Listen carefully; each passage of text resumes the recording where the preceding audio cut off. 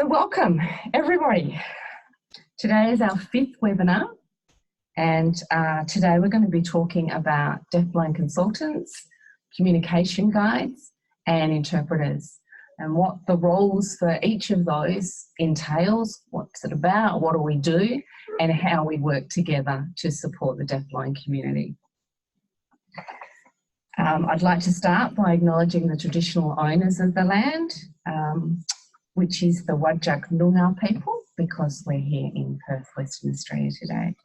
So pay respect to our elders, past, present and future.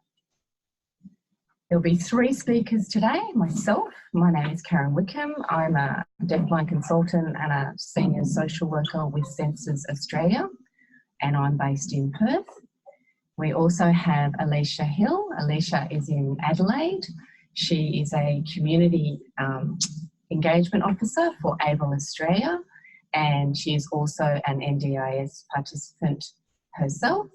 And we also have Kirsty Lim, who is based in Perth as well, and she's an experienced participant with the NDIS and is going to share some of her experiences with those 3 different groups, working with deafblind consultants, working with interpreters and working with communication guides. So I guess I'll start with what is a deafblind consultant. That title is used in the United Kingdom, in the United States and in New Zealand and in Australia. So in Australia, a deafblind consultant is an allied health professional, so a person with an allied health degree or a teaching qualification that's had significant experience working with the deafblind community over a long period of time. And that's not specific to one area of deafblindness. That encompasses congenital deafblindness and acquired deafblindness. So working across the whole vast, diverse group that is people that are living with deafblindness in Australia. So some of the roles that a deafblind consultant might fill, it's a really varied job, and that's one of the things that I really like about that. And each deafblind consultant brings some speciality from the allied health profession that they come from themselves. For example, I'm a social worker. So I will bring a little bit more of that to the role than some of our other deafblind consultants who perhaps have an orientation and mobility background, but we all work together to make sure that we're having a very holistic approach to the work that we do. So some of the things that we would be involved with would definitely be supporting people with assessment. So when we first meet a client as a deafblind consultant, helping to assess what their skills are and what their needs are. And we do that with some informal assessments, some formal assessments. Sometimes we will refer that to people in a more specialised area, for example, an orthoptist or an orientation and mobility specialist. But deafblind consultants sort of work in a case management role. So we're bringing all the people that are required to support someone who's deafblind together, but making sure that all of those people have an understanding of the unique needs of people who are deafblind and what's required to support their needs appropriately. Many of you probably belong to a lot of the Facebook groups and the forums of talking about the NDIS, and you'll often see people struggling with generic or single sensory service providers, struggling with them to understand the needs of deafblindness. And that's very much one part where a deafblind consultant can step in and support that need. So after that assessment stage, we're very much providing tips and strategies and counselling and information, whatever's required from that assessment. And that can be at school, that can be in the workplace, that can be in the community, that can be in the family, whatever's required to help the deafblind person achieve the things that they want to achieve. So we will work very closely Lots of times it's around communication, sometimes around behaviour, around those psychosocial impacts, the functional impacts of deafblindness, around orientation and mobility, around technology and what's available to help people to work towards what their goals are. We also work really hard in building and continuing to build on the access for people who are deafblind to the national and to the international deafblind community. Really about linking people up with Deafblind International, Deafblind Australia, the state-based peer support groups, and some condition-specific groups as well, Usher Kids, the Charge Syndrome Association. So really helping to link people in, but to support those networks as well, that sense of community and connection that we all know is so important to people who are deafblind, to help them to be engaged. So we'll provide information and counselling about access around education, employment, the wider community.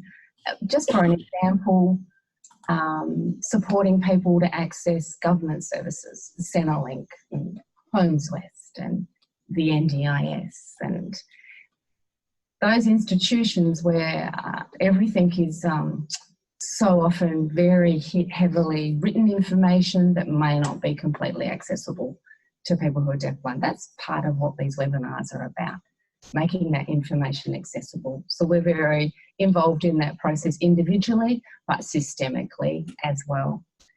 So we, together with people who are deafblind consultants, run training and raise awareness raising workshops around deafblindness for all sorts of people, including supporting communication guide training and local and national information about people who are deafblind and how to provide the right sort of support.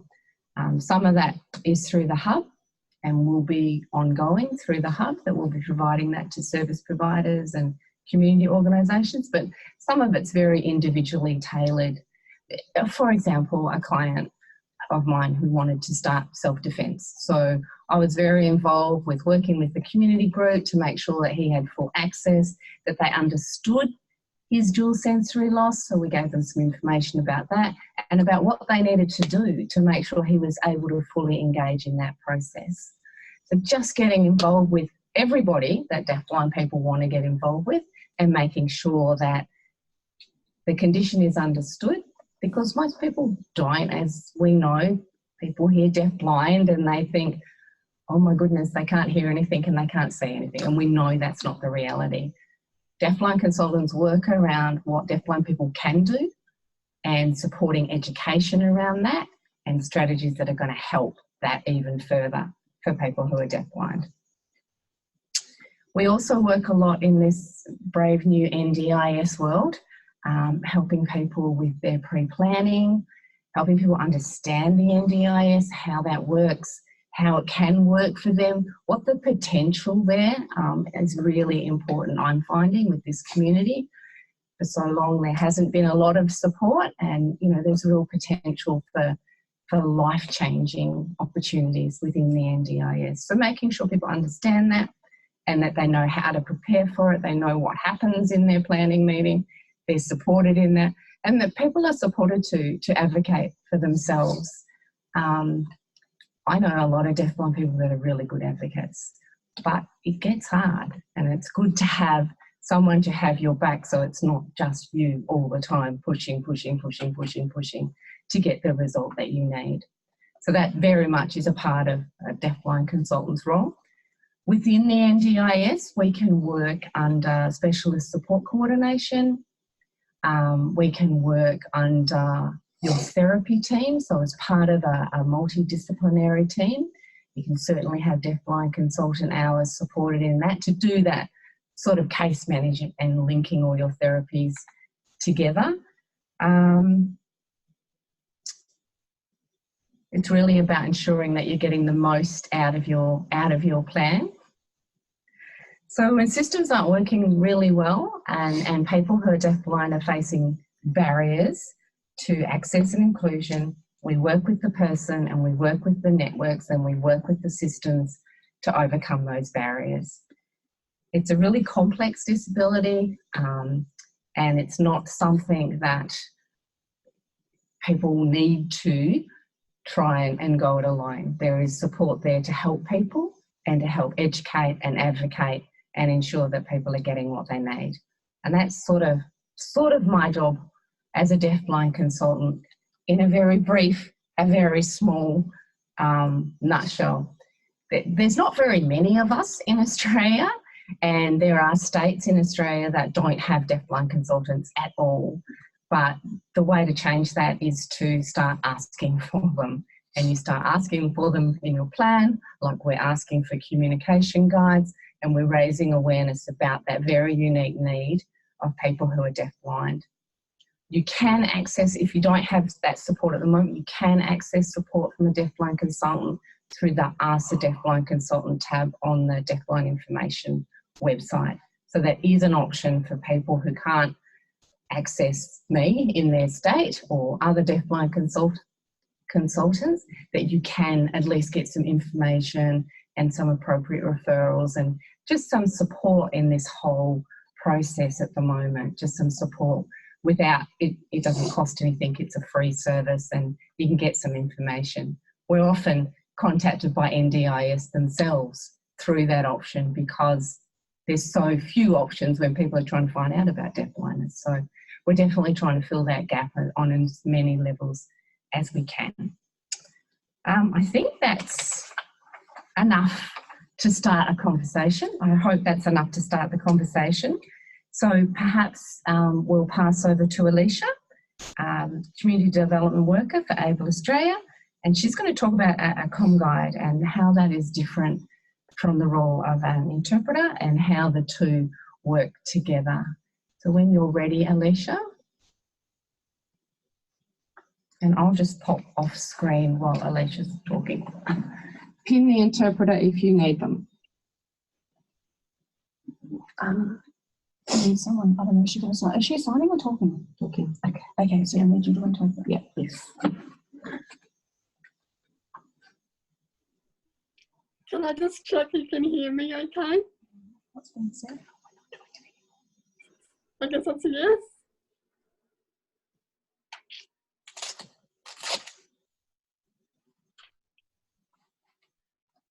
Okay, hi everyone, and thank you for having me. This is my first webinar where I've been a guest, so I'm very excited. I'm going to be talking to you about communication guides, and I'm going to divide my presentation into 4 topics. So firstly, I'll talk about what is a communication guide, followed by what can and can't a communication guide do, followed by where can you find a communication guide and what can you do if your state or your area doesn't have any communication guides. So they're my 3 main topics. So number 1, what is a communication guide? So many of you might be familiar with like a support worker. So a communication guide is kind of like a support worker. Yes, they do give you support, but they have extra skills to meet the needs of deafblind people. So for example, many comm guides will have Auslan skills, and all comm guides should have guiding skills. So they're 2 of the main skill sets that makes a comm guide different from a disability support worker. And next, what can and can't a comm guide do? So there are many tasks. Comm guides can do many, many things, but there are things that are better suited to other to other people, to other support people. And I have a big list of what they can do, so I'll just look at my list.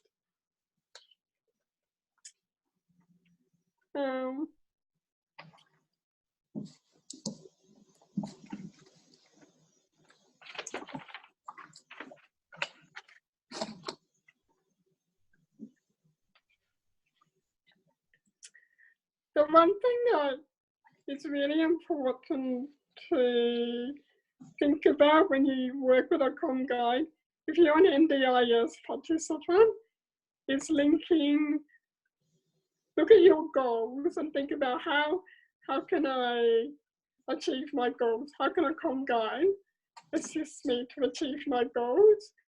And if you think of it from that point, then it's easier to think of tasks that your comm guide can help you with. There's some examples. So shopping, any kind of shopping, your weekly food shopping, clothes shopping, maybe to buy a present, Christmas time, Christmas shopping, any type of shopping, a comm guide can assist you with that. Maybe you want to go on a holiday.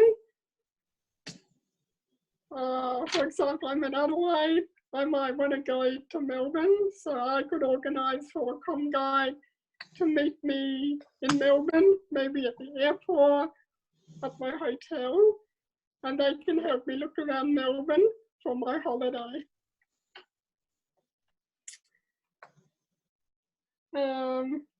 Or maybe you don't want to go on a holiday, maybe you want to stay at home. So a comm guide could help you just go out in your local community, go to the park, go to a cafe, something like that.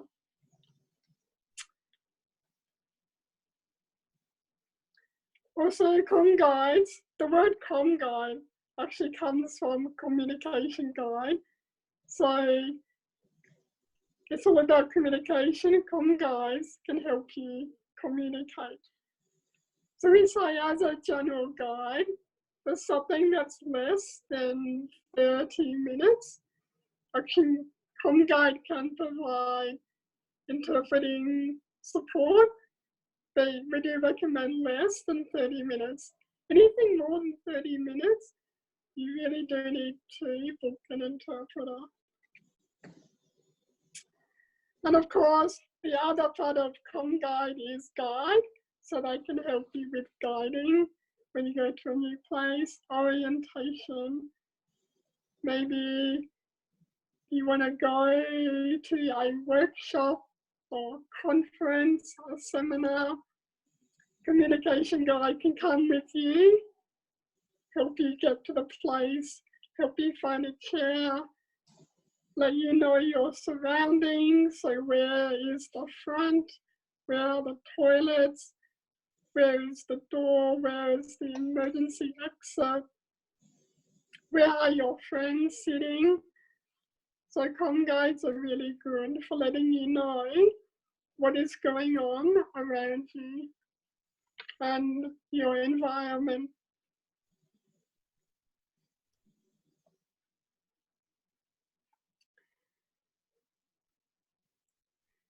Comm guides are really good also to help you organize your living space.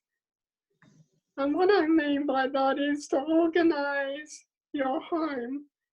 So maybe you're having difficulty finding things. Like my comm guide has helped me organize my pantry, organize my linen press. Also, with tax time coming up, they could help you organize your tax papers or other papers to develop a good organizing system, a good filing system. Maybe your NDIS papers, you need to find a good way of filing those. A comm guide is perfect to help you do that. And I just dropped my paper and my comm guide picked it up for me. So that's a perfect example.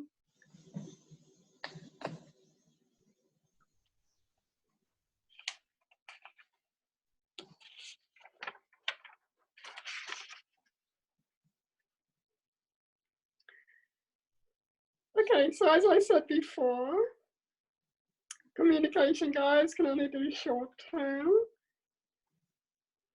communication support or interpreting.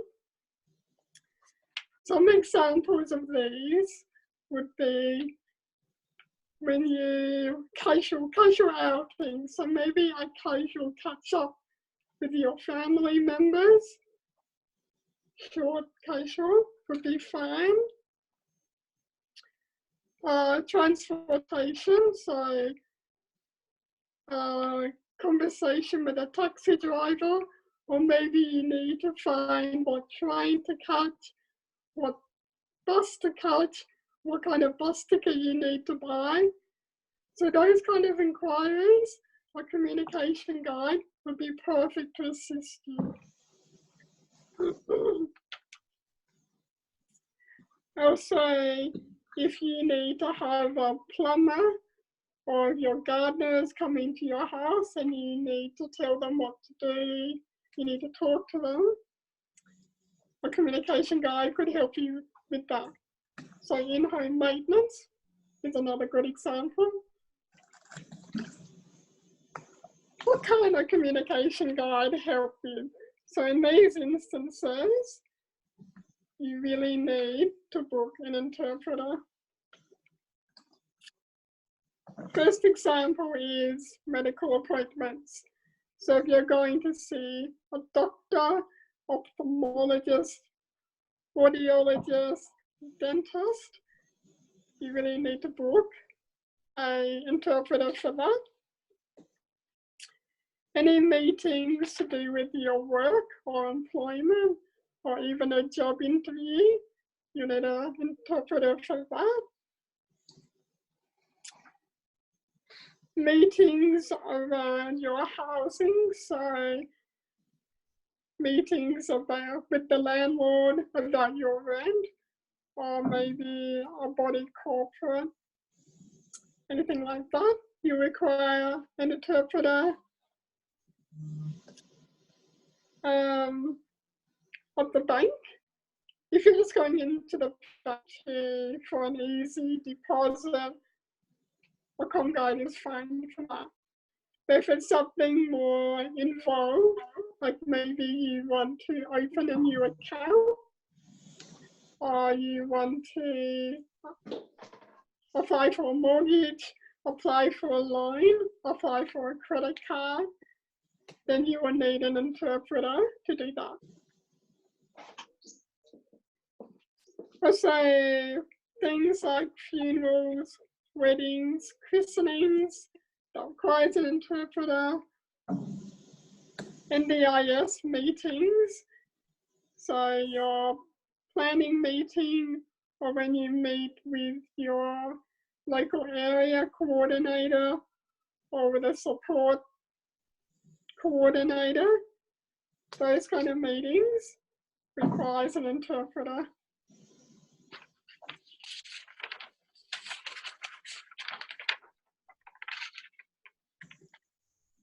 A few more education courses. If you're a TAFE and you have a meeting with your teacher or the coordinator, you recommend interpreter. And last one, but not least, any meetings where you need to sign a legal document. It's really important. You have an interpreter for that so that you understand what you are signing. My next topic is where can you go to find a communication guide? So at the moment, to my knowledge, only 3 states have com guides. Census and Perth, the com guides, over Australia and Melbourne. And now in Adelaide, we have just started our own com guide program. So if you're in Perth, contact Census. If you're in Melbourne, contact Oval Australia. If you're in Adelaide, you can contact me or also contact Oval Australia and we'll put you in touch. So then, what about everybody else? What options do you have?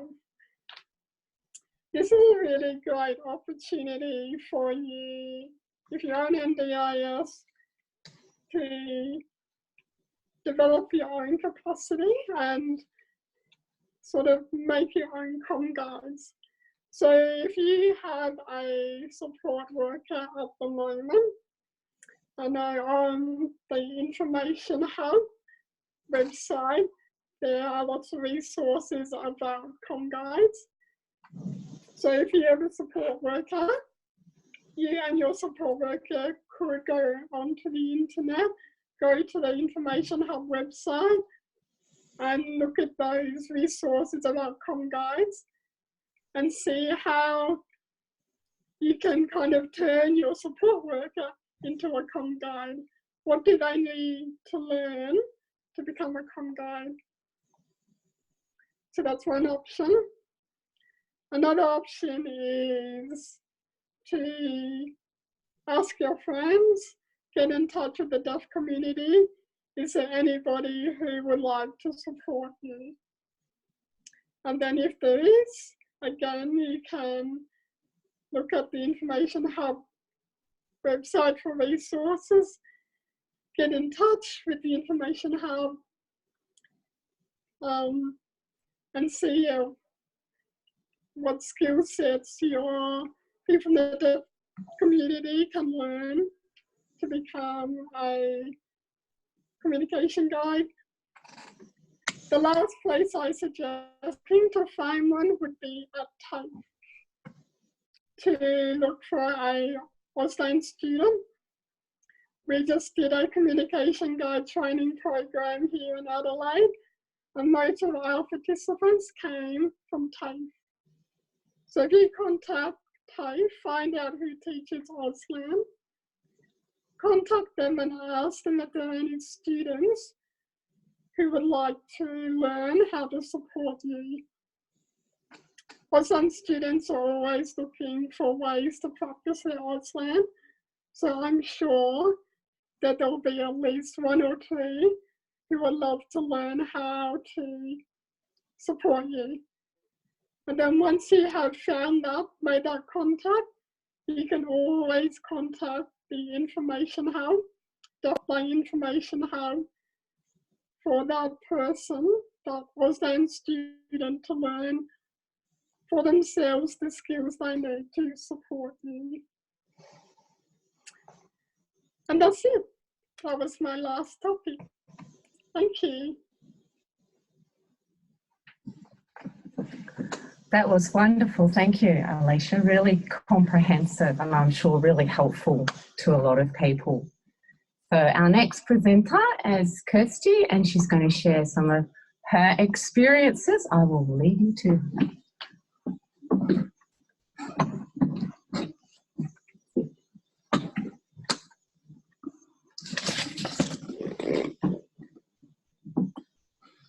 Hi, my name is Kirsty.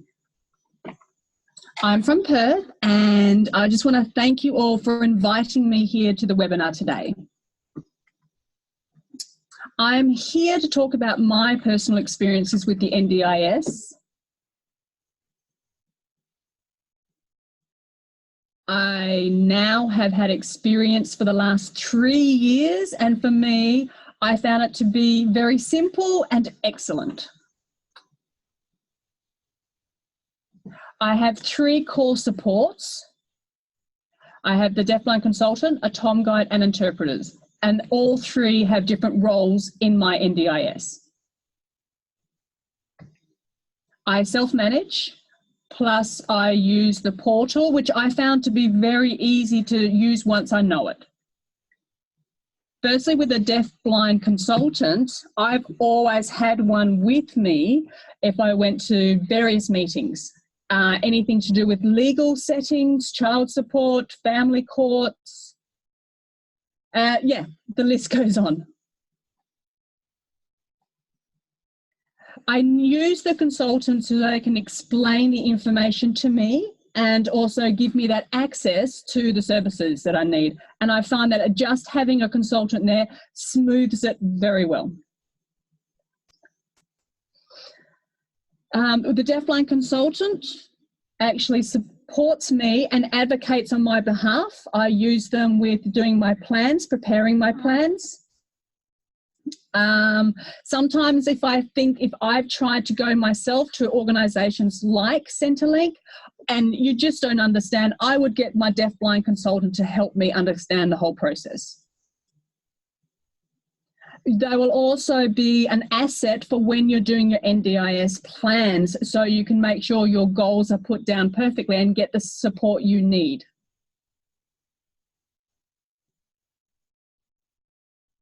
With the deafblind consultant, they also link me into various other services like orientation and mobility, OTs, everything else.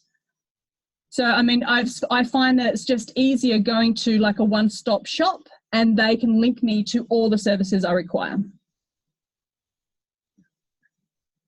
I have found in the past it's quite easy to access everything, especially with what I've been through. I truly believe if I didn't have my deafblind consultant, I wouldn't have been able to access the services. It would have been too much of a challenge and I would have missed out. Now talking about comm guides. Now, comm guides are not your interpreter. You could actually go and talk about small things with them while they are taking you out to go shopping or to go to family events or going traveling or taking you to like a museum or a workshop or whatever. I always ensure that I book the comm guides 2 to 3 weeks in advance because you just cannot get one on short notice. And I usually have 2 or 3 different services I would contact as a backup to try and support me with the comm guides I need. Okay, now to talk about interpreters. I find it very easy to book my interpreters as well. I also, again, make sure that I book them 2 to 3 weeks in advance because you cannot book them immediately. I will book them for whether I'm talking with like my deafblind consultant, Centrelink, anything you can imagine, I will book an interpreter for, and I have done. Events, workshops, going to the bank, counselling, medical appointments, the list goes on. Basically, your A to Z. I have booked interpreters through different organisations, maybe 4 or 5 different ones, and I will also work with freelance interpreters if they are available.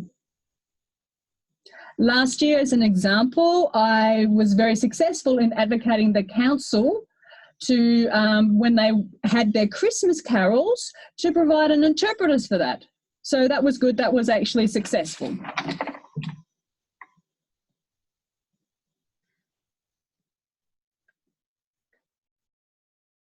I remember the first time I had to go to a meeting with a person doing access and inclusion. And I was trying to see, you know, how disabled people could be utilising the community around for me. And I had the interpreter there, and I found that to be a great meeting.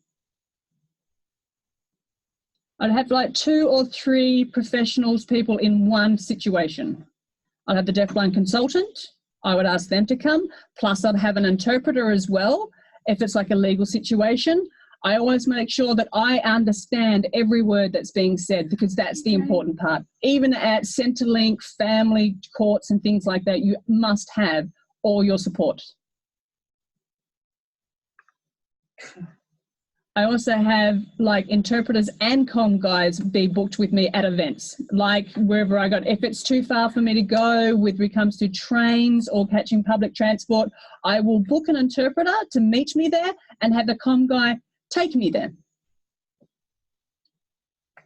I'm actually very happy with the service that I get from all 3, and I know I will be continuing to utilise those services for the future. And if anyone have any questions, I'm happy to answer them. I might just, let me just come back for questions there.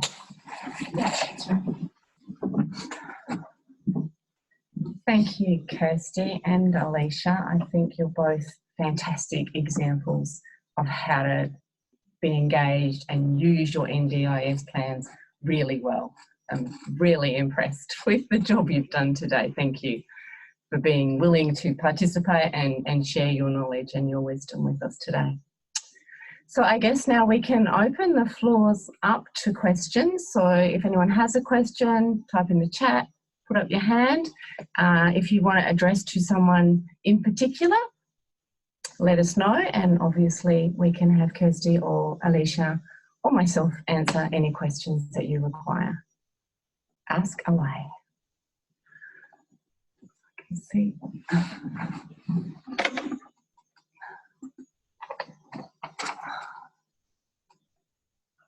Okay. Any hands up, Craig? Jennifer Weir has her hand up. I'll unmute her, so you should be able to talk to Jennifer Weir. Thank you, Craig. Hang on a sec. Her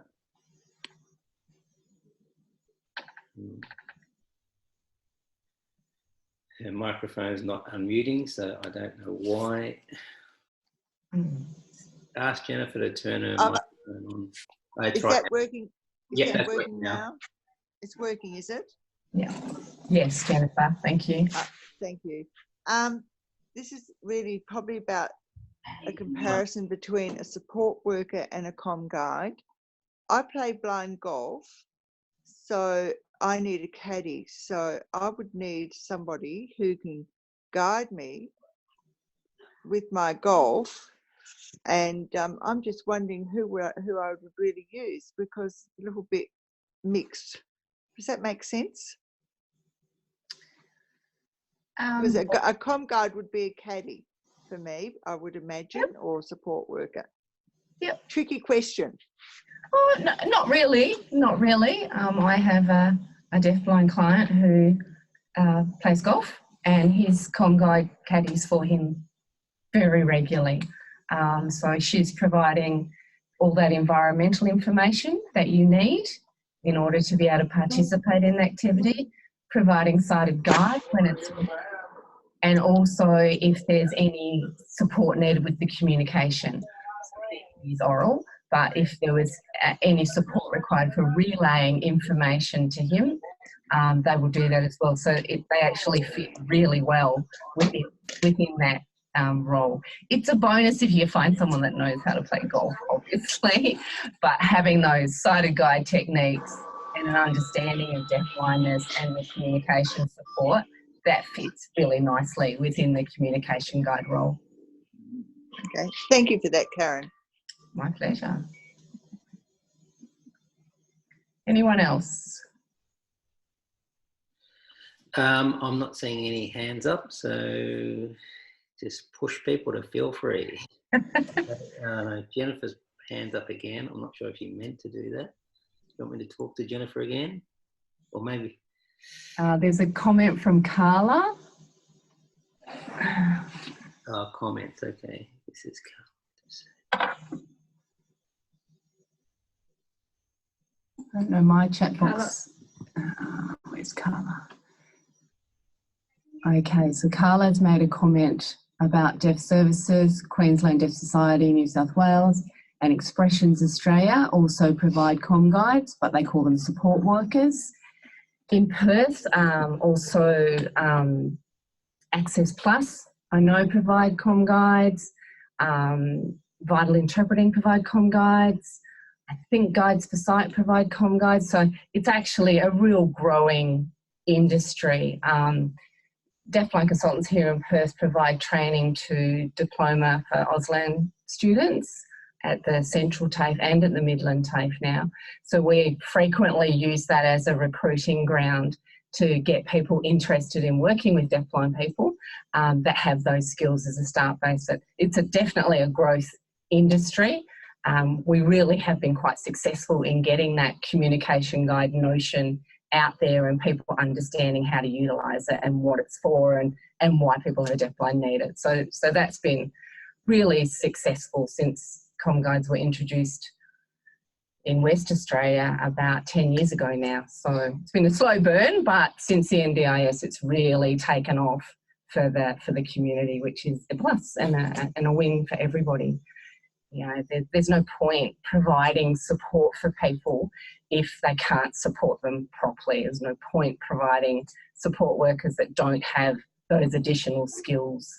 I will say too, just for your information, that I always advocate in NDIS meetings that support workers are paid at level 3, which is the highest pay rate for a support worker. It's for complex clients, and it means those support workers have to have extra skills in order to be able to deliver the service, and that they should be appropriately remunerated. They should be paid at a fair rate to do that. That helps us attract and retain staff as well, which is important. So that's just a little bit of information for you going to your planning meetings. Advocate for level 3 for pay rate for your support workers. Carla did respond while you were saying that, so it might be easier for you to read Carla's message, Karen. Carla did respond. Sorry, my chat box isn't showing up very well, so I'm having to... Perfect. Also, I have heard. Self-managed plans. Deaf and deafblind people have choice to book non-accredited interpreters to provide basic comm support because there's not enough interpreters to meet demand. Yes, Carla, that is correct. So you can, I'll just put that down. You can access non-accredited interpreters. That's completely choice and control. That's what the NDIS is all about. But only if you're self-managing that core support, that portion of your funding that's for interpreting and comm guide support. So if you're not self-managing that, then that's not an option that's available to you.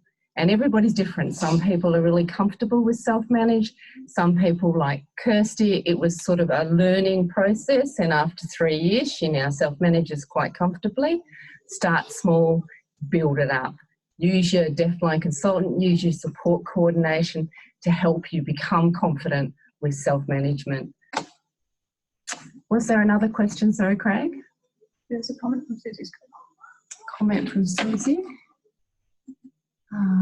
Comm guides, how would someone know they are suitable, qualified and experienced? Some support workers seem to call comm guides but don't have skills and experience. Well, you go through a service provider, obviously, is your first option if you want people that are trained. All of our comm guides have received comm guide training, which is a 2-day training course that they're provided, and that's the same for ABLE. I know I can't speak for the other organisations, so people are properly trained before they come in. If you're self-managing and you're hiring your own staff, and Alicia gave some great options for doing that, then it's up to you. It's up to you to properly research the people that you're hiring. You can go through higher up platforms, which does give some security. If you're just accessing people from your community, you are perfectly within your rights to ask for police clearances, to ask for working with children. It's very much based on how you're making an arrangement to pay these people. The people that I know that self-manage and have their own comm guides, they've actually started off with an organisation, met a comm guide, formed a good relationship, and then the next year they said, right, I can self-manage now, and they stole the staff. So sometimes it works out that way, which is fine. People are getting what they need. That's absolutely fine. You find people who self-manage a lot of the time, like Kirsty, they'll use 3 or 4 different organisations. It's not always the same person that's available, and to find someone that can suit all your needs, that one person, that's not really realistic either. So it's good if you can have a pool, whether it's a pool of 3 or 4 different organisations or 3 or 4 different people that you've trained yourself. That's an option as well. So, yeah, I know people in Queensland that have done that. They've just advertised, they've found a student. Going to the universities is a good option sometimes, like OT students, physio students. They find a student and they just train them up and sighted guide themselves, because there's not a lot of other options in that state at this moment. So that's another way people have accommodated as well. I think if you can get good support coordination and good specialist support coordination in your plan, that gives you a lot more support to explore what's out there and to explore what's possible, and to build your confidence to have the plan that suits you and the way you want to use your NDIS funding.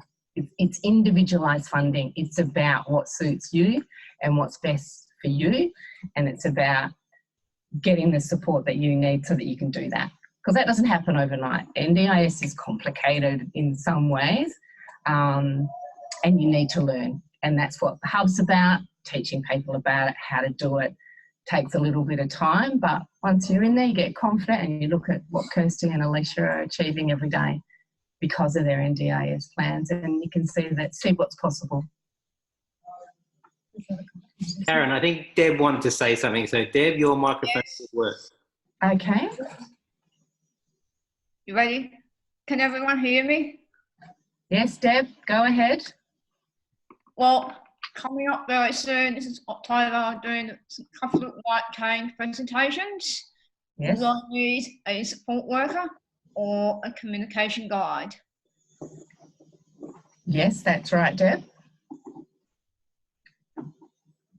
Anyone can, and also what's the difference between a support worker and a communication guide? Sorry, I thought, which one? Sorry, I didn't hear you correctly. Well, your support workers are communication guides, really, Deb. Your support workers cover both roles, and that's another really good example of someone who's using her deafblind consultant and her support workers, guides, to achieve her goals. So Deb wanted to present. She's presented at deafblind awareness events. She's supported me in training of communication guides, and she wanted to do more of that. She wanted to do some events for International White Cane Day. So we went out, we wrote a letter, we approached the local council. Schools. And schools, that's right. And we have 2 at this stage that have already responded and want Deb to come and present. So that was great, setting that up. We worked together, and then the comm guide and her orientation and mobility instructor will support her on the day to do that. And that was a really important goal for Deb. So that's a lovely example. Thank you, Deb.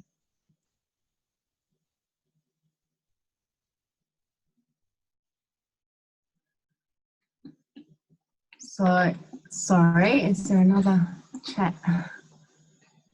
It's Meredith speaking. So Carla has made the point that one of the differences is that support workers will often do personal care, but comm guides don't do the personal care or domestic support.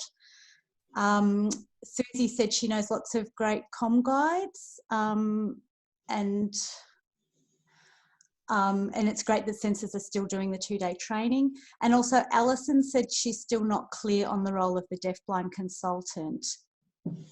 And Carla has said deafblind consultant is similar to support coordinator, but it's different to support coordination. So perhaps, Karen, if you want to explain about the specialist support coordination, it more fits in the role of specialist support coordination rather than support coordination. It's a different role. Yeah, so support coordination under the NDIS, there are 3 levels. There's level 1, level 2, and level 3, and they're all paid at a different rate. Level 3 is at the allied health rate. So people who have allied health qualifications and deliver therapy can provide specialist support coordination under that specialist banner. The reason it's called specialist is because it's for complex clients. So clients that would struggle to go to a generic support coordination organisation, and there's a lot of them out there. Most of the big, medium-sized disability service providers will provide support coordination. A deafblind person to go into an organisation like that would probably struggle to get their needs met, to have their needs understood, and it's more a specialised service that's provided by a deafblind consultant. So that's the rationale that we certainly give when we go into our planning meetings supporting our clients. I try and write the plan for them before we get there so that they've really got all of the information that's specific to those functional impacts of deafblindness, to the goals and the aspirations of that deafblind person, and really importantly to the supports that are required in order to accommodate the needs of that deafblind person.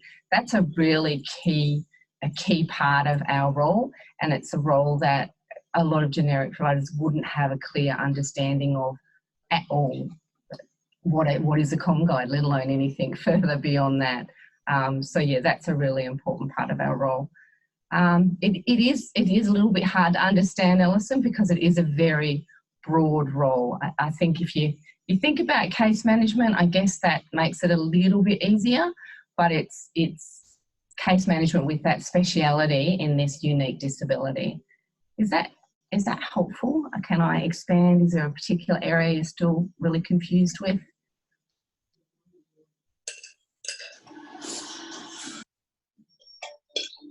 Can I just say, while they're thinking about that, Karen Jennifer had a hand up again, so I've unmuted.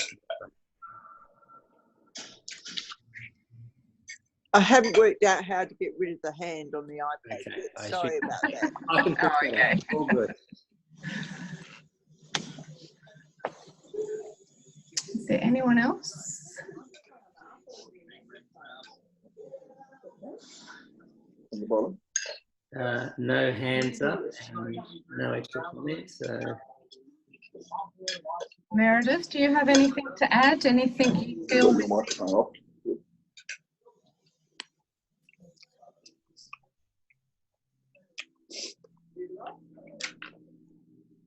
Yeah, it's mute. Mary? It's Meredith. I'd just like to thank you all. You've done a great job of covering that topic. So no, nothing more to add. No. Except perhaps, Karen, I'm not sure if you mentioned, and you probably did, but deafblind consultants are used in the UK, the US, and in New Zealand. So it is a profession that's used internationally, and something we really do hope will become more common across all states of Australia. Yes, I did mention it.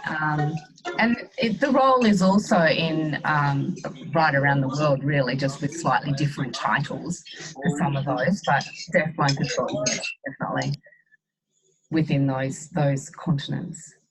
Did anyone have any specific questions for Kirsty or Alicia? Related perhaps to your journey, and anything in particular you perhaps struggled with? They have a wealth of knowledge at your fingertips here.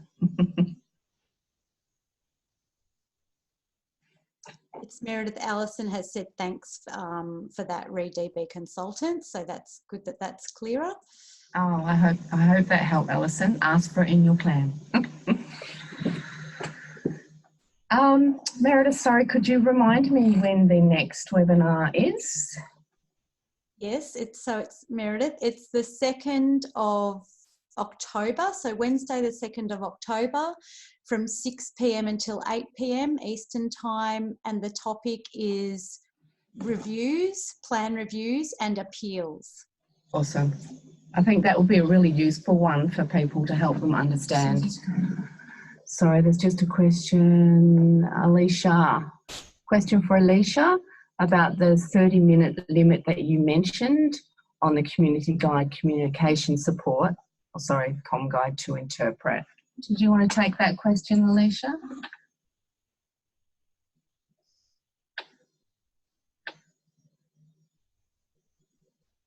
Unmute.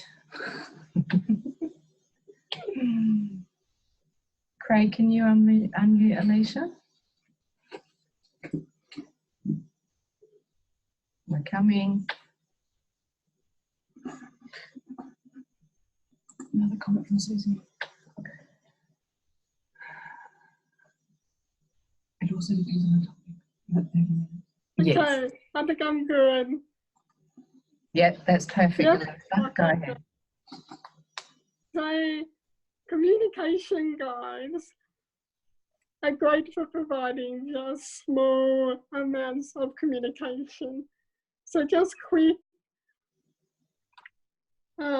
yeah, just quick conversations, you know, like if you need to talk to your gardener. So for example, you know, your apple tree needs pruning. Can you prune my apple tree?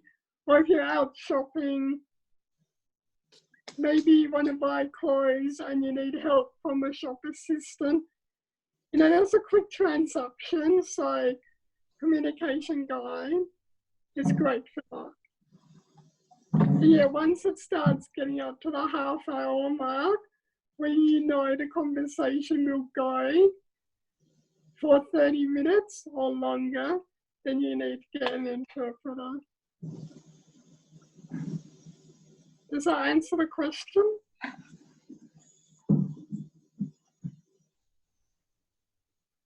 It's Meredith speaking.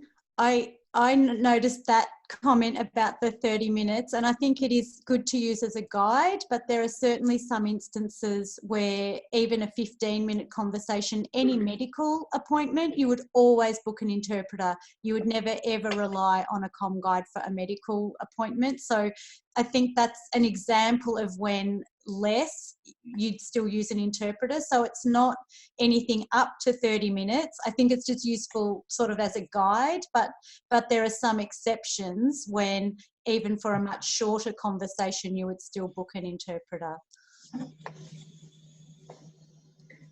And Carla's also commented on the restrictions to the number of hours a comm guide can work as well, usually between 2 and 5 hours, so we're not putting too much strain on them on that communication side as well. It just prompted me of something as well when you're looking at your plans and when you're advocating for your interpreting hours for your plan.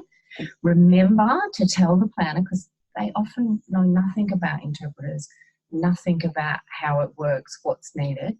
So our job is to let them know, but make sure that you tell them that there are minimum booking requirements for an interpreter. So with some organisations it's an hour and a half, some organisations it's 2 hours. So if you're getting funded for 100 hours, that does not mean 100 hours worth of appointments. It does not equate. So just be really mindful of that. If you haven't got a deafblind consultant supporting you in your planning meeting, that you're sharing that information with the planner. So they're going to give you more hours for interpreting to accommodate for that minimum booking requirement. It's Meredith speaking again. There's no tactile Auslan users on the call on this live webinar, but for anybody watching the webinar, that's another factor to consider, that anybody who's tactile will always need 2 interpreters. There's a and even more need for breaks because of the heavy physical load of the tactile interpreting. I think too, you know, in that context, it's really important to emphasise that it takes extra time because you're using an interpreter, that it takes extra time to convey that information. So that needs to be factored into the calculation as well. So there's so much to consider in that preparation for your planning meeting. It's really important that you're getting the right support so we're not missing any of those opportunities for the best plan that you can get.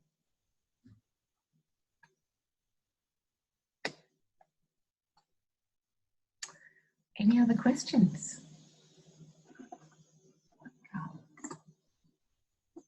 Carla, spot on. Yay, Carla.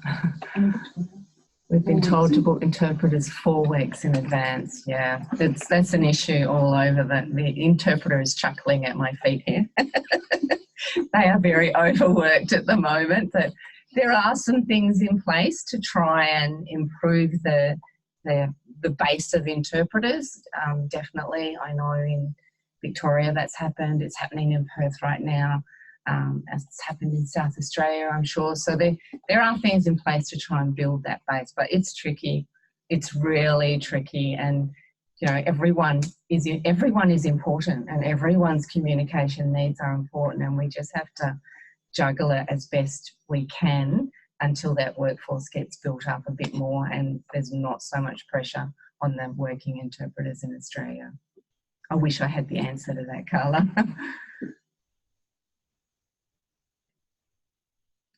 Susie's asked a question as well. Sorry, worth contacting interpreting agencies to ask when someone is available.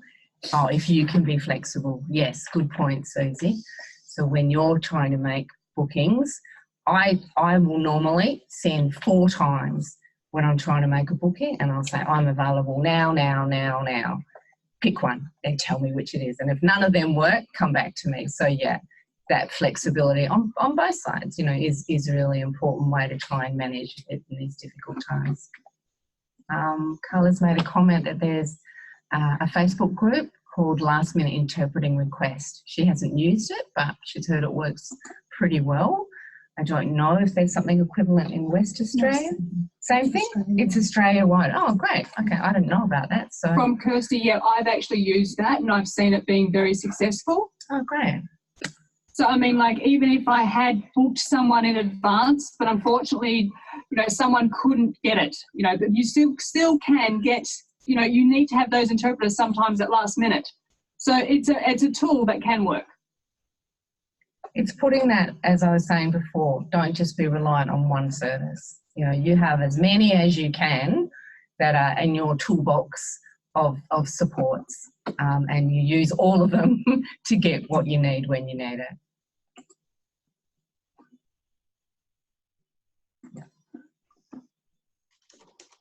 Okay. I think we're just about done.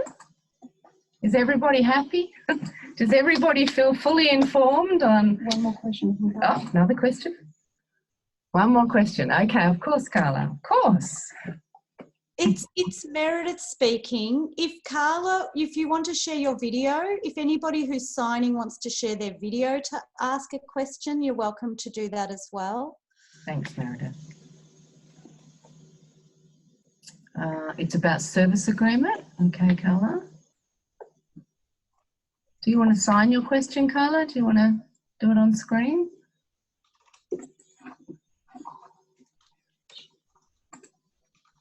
If you go to gallery view up the very top, you should get everybody. Yeah. Where are you, Carla? Oh, there she is. There we go. Oh. Okay. Hang on. Hang on. Yeah, I'm trying. That's it. Okay. Go. So can you see me signing? Everyone can see me well? Yep.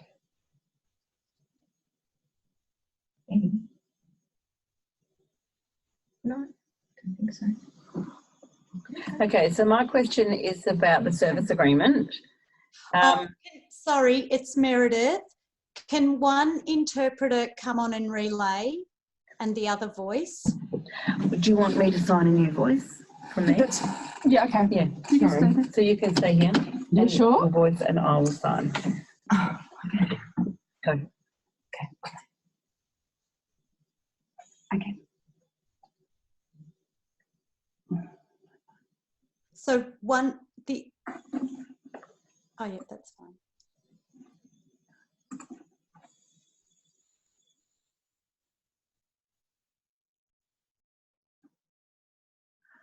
Okay, my question is about service agreements. I've seen with deafblind people have made complaints with regards to having to sign and agree to 4 or 5 different service agreements just for the interpreting service, for comm guides and everything. And it becomes overwhelming and confusing. I'm just wondering if there is another way to reduce this sort of system or work with it better. I mean, just what do I think? I mean, do we just have to put up with it because that's how it works, or is there a better way? If they're self-managed, not all providers in WA have service agreements. So they just book, proceed. So it depends on the state, I think, a little bit, if it's state specific. Kirsty, can you answer that question? You don't have to have service agreement with all the... You have to have a service agreement with all the different interpreter providers. No. No, I only have one with a support service with sensors. Yeah. If you're self-managing, I don't think that's so much the problem. If you're agency managed, particularly for the comm guides, I guess, then that would be, yeah, I don't think there's a way around it. Like census, you have to have service agreements. I don't think there's a way around it. And it's a pain in the neck for the service providers as well, because they change the pricing and they change this and they change that, and we have to get it signed again and again and again. It's hideous. Paperwork is just crazy under the NDIS and really frustrating for me. And I can see and hear 100%. Trying to access that for deafblind is just a nightmare, but it is what it is. It is what it is, and that's the world we live in. Our jobs have changed so dramatically. Now we're 80% administration and paperwork and 20% face-to-face. Before, 80% face-to-face, 20% paperwork. But the NDIS is here to stay, and we have to find a way to make it work for our community. And that's the whole purpose of these webinars. That's the whole purpose of the hub, just trying to find ways to make it work best. So thank you, everybody, for your participation. I've really enjoyed. Did Eddie want to say something? That's where. Do you want I didn't can you do see. that? I don't even know how to do that. I didn't. Gallery view at the top. I didn't see. I didn't realise Eddie was here. Sorry. Yep, over there, Eddie. Where? Up here. Oh, there he is. Eddie, I'm sorry. I didn't know you were there. Can you Please. voice? You know, I understand that census has the service agreements. See, I self-manage, so I manage it all by myself. And there's only few when you self-manage that you have to go through agents and sign these agreements. But thank you. Thanks, Eddie. Sorry, I did not see you there. I didn't realise you'd joined us. So welcome. I had an appointment with the OT. With the OT. Yeah. So I finished with that, and then once I got home, I had a quick look and I went, oh, look at this. It was ready to go. So I was very happy to see everyone. Oh, that's great. I'm glad you could join us. And similar experience to Kirsty. Eddie built his confidence over years and now completely self-manages successfully, very successfully, his whole service. That's right. It's a great example. Yeah. Perfect.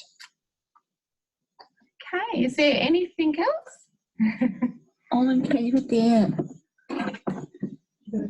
Chat box down there. Oh, okay.